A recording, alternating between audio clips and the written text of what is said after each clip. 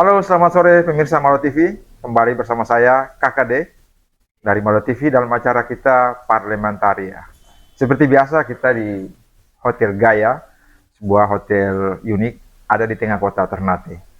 Dan pada hari ini kita kedatangan tamu Ibu Ketua Komisi 1 DPRD Provinsi Maluku Utara, Ibu Nazla Uhra Kasubah. Assalamualaikum warahmatullahi wabarakatuh. Selamat sore Ibu. Waalaikumsalam warahmatullahi wabarakatuh. Alhamdulillah. Selamat sore, Pak. Terima kasih Ibu bisa sama-sama dengan kita Malo TV.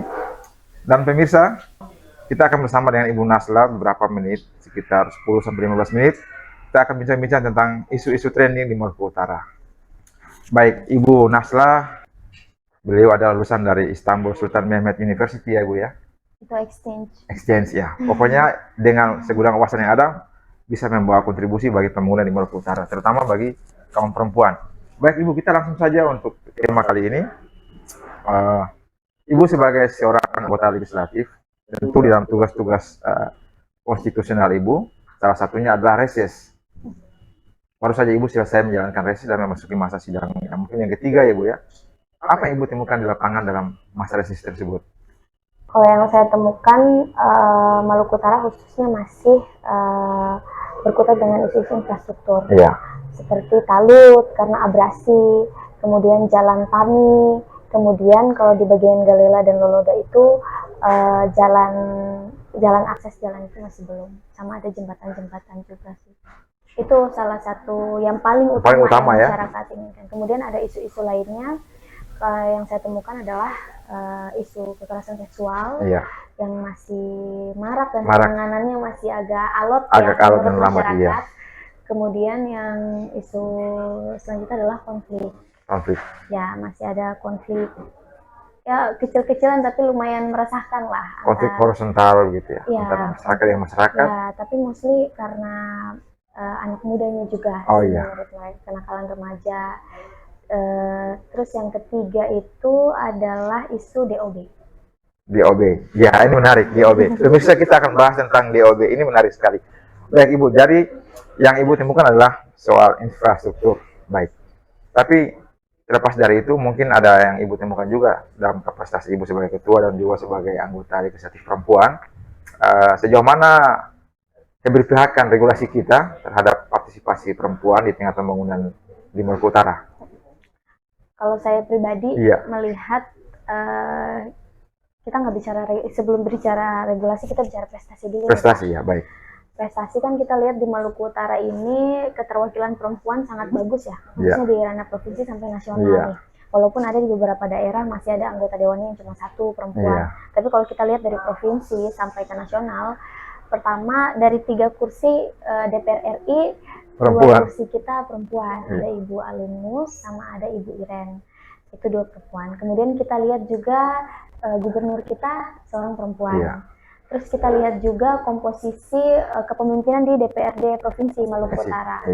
Dari 4 pimpinan ada 1 perempuan. Kemudian dari pimpinan-pimpinan komisi, dari 4 komisi 3-nya dikepalai oleh perempuan. Hanya luar biasa ya, laki-laki ya. Begitu juga dengan badan. Nah, kalau di Banmus kan tidak ada ketuanya, langsung diketuai oleh pimpinan. Banggar juga tidak ada ketua, langsung diketuai oleh pimpinan. Satu-satunya yang ada akademi yang ada ketua itu adalah Bapimperda yang kita pilih ketuanya. Itu perempuan. Perempuan juga. Komisi perempuan, Bapimperda juga perempuan. Dari 4, 3 perempuan, badan perempuan juga. Luar biasa. Berarti kalau kita berbicara tentang kesetaraan gender di Maluku Utara, jangan lagi bicara karena semuanya sudah terwakili ya, bahkan dari gubernur, bupati, dan barusan di Taliabu juga bupatinya perempuan juga. Baru luar biasa. Jadi ya itu prestasi kita ya sebagai perempuan. Nah, tinggal kita lihat regulasinya itu sudah lagi kita sudah berbicara bagaimana perempuan ini mengambil peran lagi. Tapi bagaimana perempuan ini memainkan peran. Bagaimana perempuan ini memainkan peran agar isu-isu yang berkaitan sama perempuan, baik dengan air bersih, yang kaitannya dengan kesehatan perempuan, kesehatan reproduksi ya.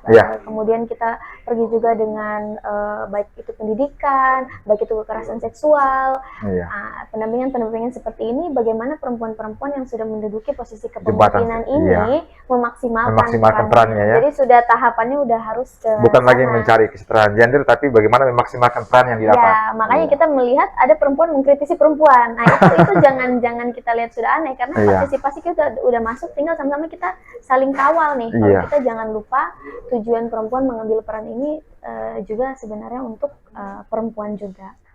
Baik, ini luar biasa pemirsa. Bersama beliau kita bisa lebih jelas, gamblang bahwa di Maluku Utara jangan lagi kita berbicara tentang kesetaraan gender, tapi bagaimana perempuan mampu memaksimalkan perannya.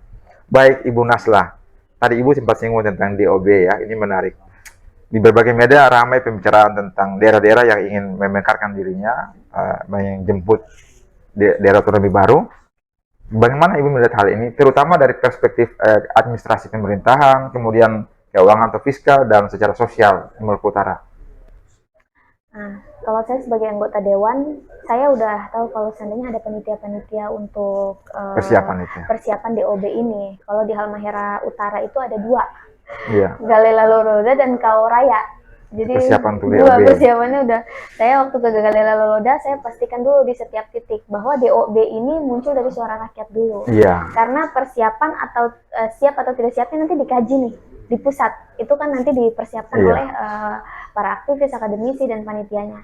Nah, di setiap titik saya selalu bertanya dan memastikan apakah DOB ini suara rakyat ataukah bagaimana, dan di semua titik mereka menyepakati bahwa mereka ingin adanya DOB baik di Galela Loloda maupun Kao Raya. Nah, tinggal bagaimana persiapannya. Kalau di Kao Raya itu mereka mengatakan dari sisi finansialnya mereka ada investasi, di sana ada NHN.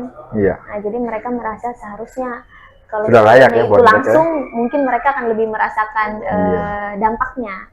Itu menurut mereka. Cuma pada dasarnya saya dari sisi DOB, kalau masyarakat mendukung maka saya mendukung, dan sekarang juga saya masih berkoordinasi dengan panitia untuk mempelajari hal tersebut. Yang penting ini muncul lahir dari rakyat, ya, rakyat. Bukan karena kepentingan kepentingan sepihak. Baik, Ibu juga kita ikuti di media, pernah lihat di literatur Ibu Widi Coastal Community ya, tentang lingkungan hidup ya.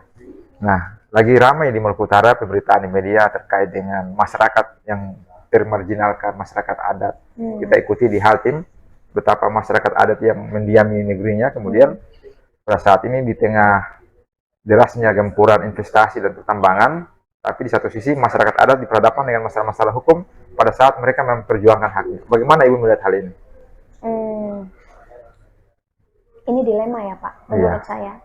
Karena kan bagaimanapun juga kita bicara Indonesia juga berhadapan dengan para negara lain nih. Dan kita juga tidak ingin tertinggal sampai di 2045 bagaimana caranya kita memanfaatkan perekonomian ini. Akan tetapi saya meyakini bahwa ada celahnya. Kemarin itu ada undang-undang baru nomor 2 tahun 2025 tentang Minerba. Di situ sudah ada poin yang mendefinisikan antara masyarakat lokal dengan masyarakat adat. Nah, jadi menurut saya perjuangan ini saya pada dasarnya terus berjalan dan mendampingi masyarakat adat untuk mendapatkan hak-haknya, karena mereka itu juga berdaulat lah atas pangan, atas kemandirian mereka, atas tanah mereka. Jadi saya pribadi sebagai anggota DPR, saya tentunya keberpihakan saya kepada mereka, ke masyarakat.